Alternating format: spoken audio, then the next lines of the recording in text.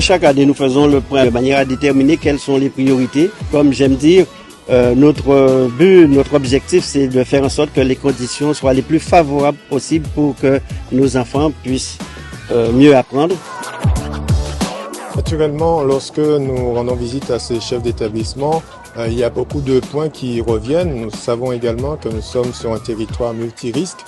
C'est la période des cyclones. C'est la période également où nous devons nous assurer que chacun puisse disposer des moyens minimums en termes d'hygiène. C'est pour ça que l'effort a été consenti de mettre à la disposition de chaque collège un ensemble de citernes, des relais tampons. Ont été réalisés des travaux de confortement et d'embellissement et d'amélioration des locaux pendant les grandes vacances. Et aujourd'hui, Monsieur le Président a pu constater que le collège présente des conditions d'accueil vraiment favorables pour nos élèves. On avait demandé un certain nombre de travaux et d'aménagement d'espace pour que justement tout le monde puisse évoluer dans un cadre agréable et puisse travailler le mieux possible. Et donc nous avons obtenu la réalisation d'un préau pour permettre aux élèves, surtout par temps de pluie, de pouvoir s'aligner ou même évoluer pendant la récréation sereinement. Parce que ça fait longtemps que la communauté scolaire attendait des travaux. Et nous sommes contents. Je pense que ça donnera une nouvelle motivation à la fois aux élèves,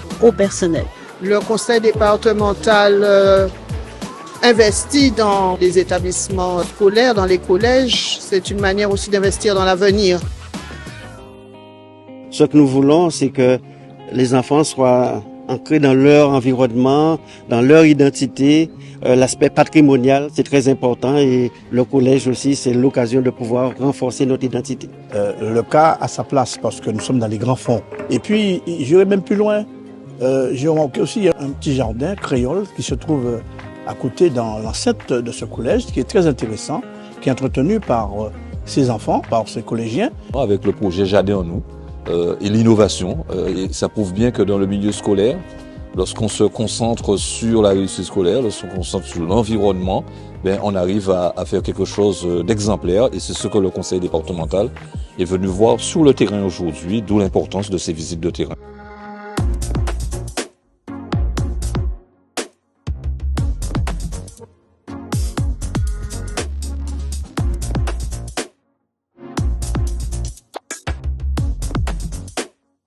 Pour certains collèges où l'aspect sécurité était bien mis en avant, vous avez pu voir par exemple sur Goyave où nous avons pu faire l'acquisition de caméras qui sont déjà installées. Et donc on a su, avec la municipalité, le conseil départemental et la communauté scolaire de ce collège, conduire des actions coordonnées, réfléchies sur du moyen terme. Et aujourd'hui, on a ce résultat. C'est toujours une satisfaction de venir à la rencontre des chefs d'établissement pour qu'ils nous disent qu'effectivement le nécessaire a été fait, que le personnel soit aussi dans de bonnes dispositions pour travailler, qu'il soit en pleine plénitude également.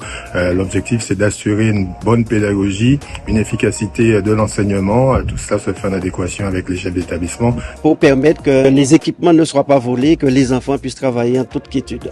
Et c'est l'occasion pour moi aussi de féliciter mes collaborateurs au niveau du département, aussi bien au niveau administratif que sur le plan technique et qui permet à ce que les chefs d'établissement puissent être satisfaits et ce qui est de bon augure puisque les enfants pourront apprendre dans de bonnes conditions. Ce sont des élèves qui s'épanouissent à l'école, qui ont envie d'aller à l'école, ce sont des élèves qui réussissent et naturellement c'est une Guadeloupe qui réussit.